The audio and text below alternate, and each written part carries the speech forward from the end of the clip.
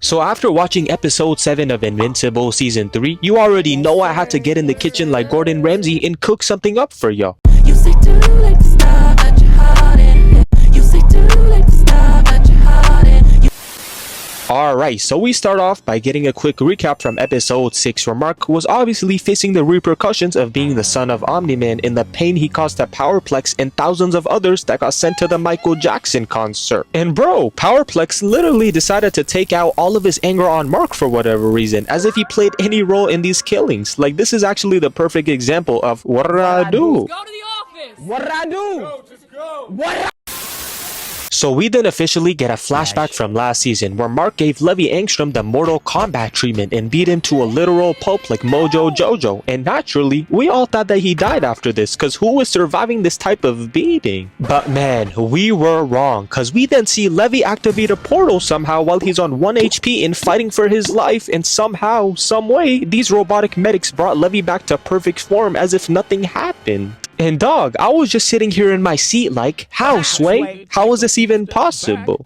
You ain't got the answers, man. You ain't got the answers. But Levy ANGSTROM was on straight timing this episode because day one of his plan starts off by sending in a bunch of evil marks from different dimensions to wreak havoc on Earth and to make people fear Invincible and to paint him as a bad person just like his father. And I'm not gonna lie, this gotta be some elite level hating cause they had this copy of Mark straight tweaking out talking about, I wouldn't even keep you as a slave in my empire.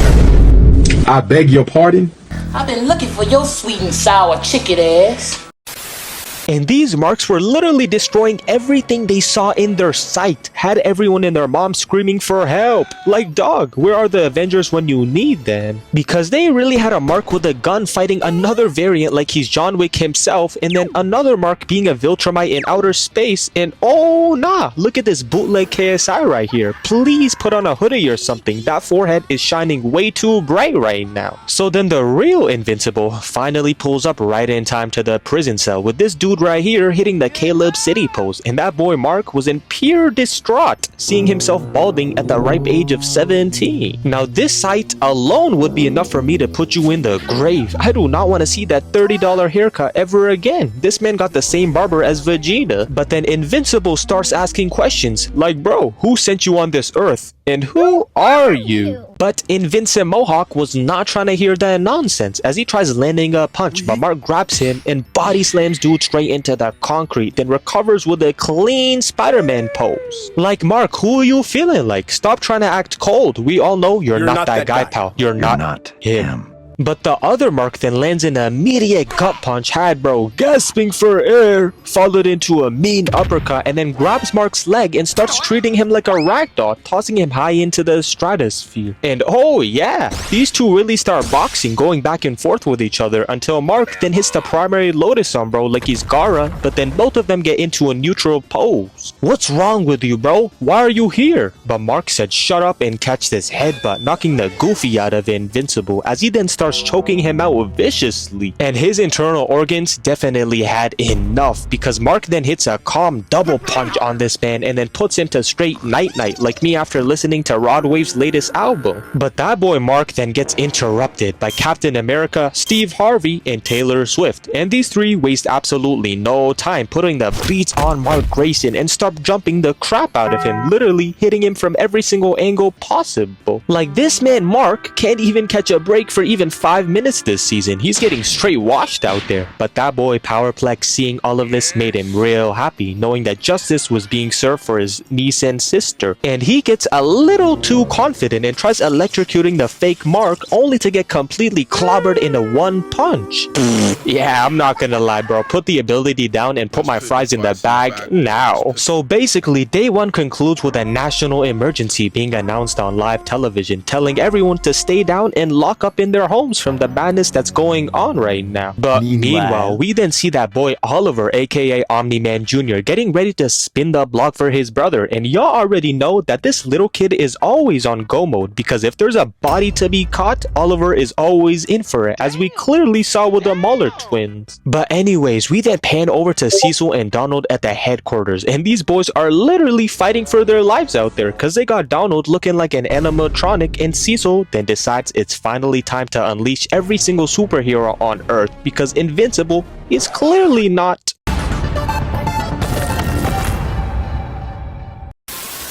But day 2 finally arrives, and it starts off with Mark and Eve going on a little mission to find these alternative versions and put an end to them, because we then see Mark come in with a devastating knuckle sandwich, throwing bro away like a side character. And while this conflict is all taking place, we then see Oliver struggling to hold up his own against this bloodthirsty version of Mark, almost getting crushed by a piece of rubble. But Oliver really said, "Hold up and let me cook," cause he then hits a nutmeg between Mark's legs and then proceeds to punch bro right in the back, and he really tried playing it off, but we all knew that one hurt.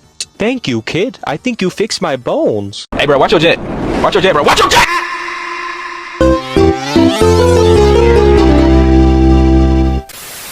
And I have no idea where Levy ANGSTROM got these versions of Marks from, because this variant said that he murdered his own father. Like, oh nah, if that's me right there, I'm surrendering on the spot, cause what kind of monsters you got me fighting against? I simply stand no chance. But anywho, we then see the unincredible Hulk and this little kid fighting this version of Mark, and they're out there missing all of their attacks, to which Mark then lays both of them out in a single blow. Like, bro, I genuinely have no idea who sent in a 3-year-old to fight in combat. He's younger than OG Fortnite.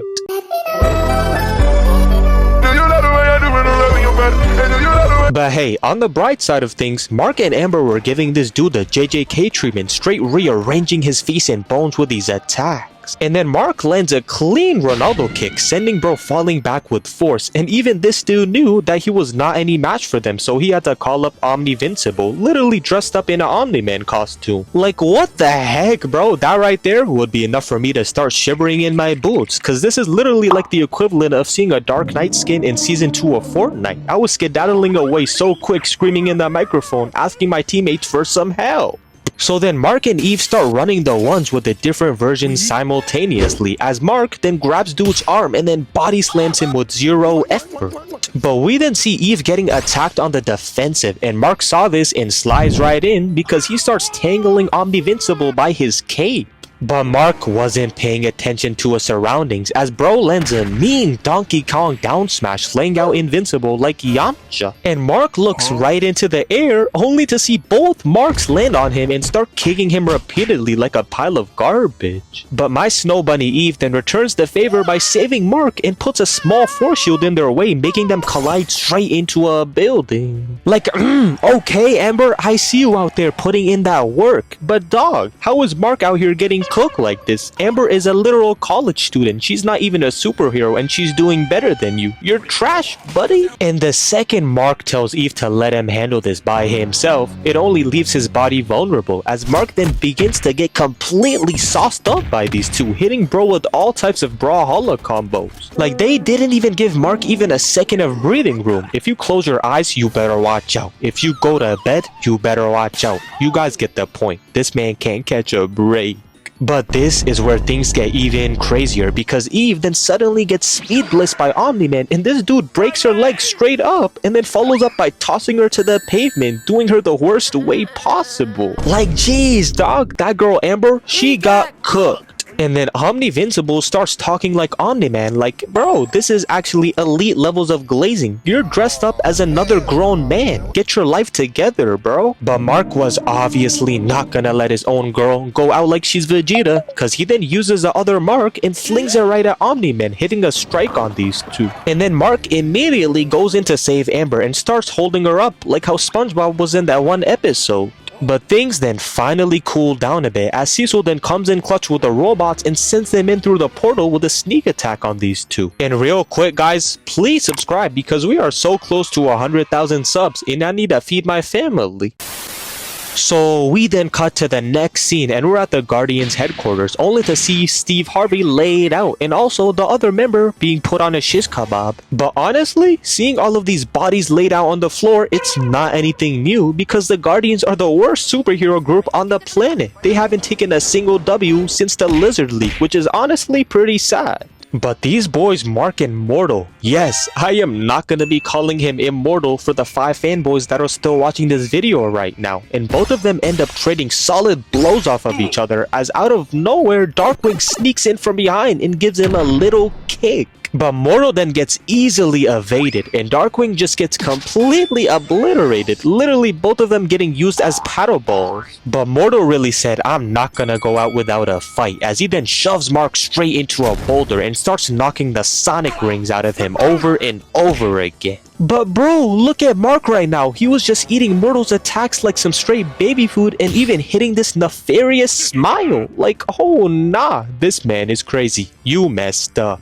So Mark then serves up Mortal with a menacing 3-piece combo, sending him falling out of the frame. And this girl Kate got done so badly because she got her body parts chopped in half in an instant. Like, I'm not even sure if I can show this absolute brutality on here without my video getting clipped off of the platform. And at this point, Mark just starts trolling Mortal, not even taking him seriously at all during this whole fight. And we even get a cool little glimpse of Mermaid Man hitting the craziest pose on the floor right here. Like, that boy Cecil really set the Guardians up for a death sentence. You couldn't even pay me any type of bag to be on this team at all. Haha, hell no. But Mark then charges in at Mortal, palming his face like a Spalding basketball, then lands a left haymaker followed up by diving in at Mortal like he's Teen Titans Robin. And man, I don't even feel bad for Mortal. He deserves this because he's so trash, as he then gets his entire head dismantled from his body and then finishes the combo by tossing the head and killing Kate in the process as well. Like, I'm honestly lost for words right now, and this looks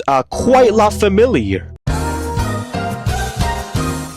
So a few minutes later, we also then see another variant of Mark causing some violence against the Guardians of the Globe, getting tossed around like a soccer ball while Splode is commanding him and Amanda to leave the area and leave all the fighting to him. As Rex then begins panicking and literally starts spamming a bunch of projectiles like he's Simon from Super Smash Bros. Man, I hate those types of players online. They be spamming the X button like their life depends on it. Like, do a different move. And that smile that you see on Rex's face gets wiped off real quick when he sees that Mark is just staring at him menacingly. And yeah, at this point we all knew how this was gonna end for Rex, because Mark then starts suffocating him to the point where he has to resort to the final flash like it's Dragon Ball Z, and then he literally ends up blowing himself up alongside Mark. And man, I can't even lie, Rex's death hit different for me because he was the only good fighter on the Guardians of the Globe. My God, my Shayla, congratulations!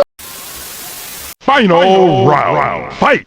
And it all starts off with Levy ANGSTROM admiring the view with his gigantic KSI forehead. But then out of nowhere, we see Mark pop out to confront Levy for his actions, and these boys said, screw the talking, let's get right to the squabbling. Cause Mark then takes Levy ANGSTROM on a little joyride in the middle of the air. I thought I killed you, how are you not dead, bro? But then Levy ANGSTROM literally turns into Doctor Strange from the MCU and uses a drones from the portal to attack Mark, sending him flying into the streets. And oh nah, look at Levy with his hands behind his back. Like, I promise you, what you're doing right now is nothing to show out for. You're a worse human being than Kanye West. So Mark then starts fighting off Levy ANGSTROM's drones, but it was just too much pressure for him because bro sends in a crap ton of them, which literally makes Mark stand in position and tank all of them at once. And it starts getting real rough for Mark because some of them even begin to pierce his skin. And mind you, Levy is doing all of this against a freaking teenager. No way, man.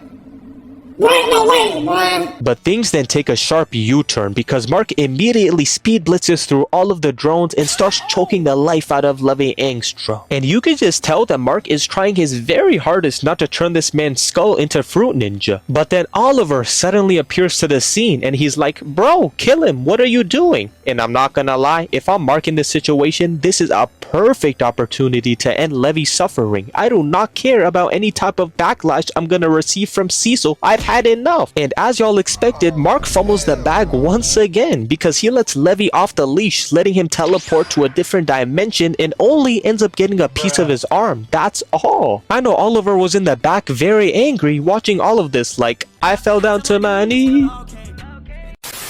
So yeah, basically, that man Powerplex gets locked up for being the trash villain that he is. Please get him out of my sight. I do not want to see him ever again. But then we cut to Mark reconsidering his entire life, only for him to get interrupted by this big brolic dude who's bigger than Rod Wave, and his name is... But hey, that's pretty much the end. And if y'all enjoyed and want me to cover the finale for next week, make sure to hit that subscribe button so I can hit 100K. But hey, I'm out. Peace.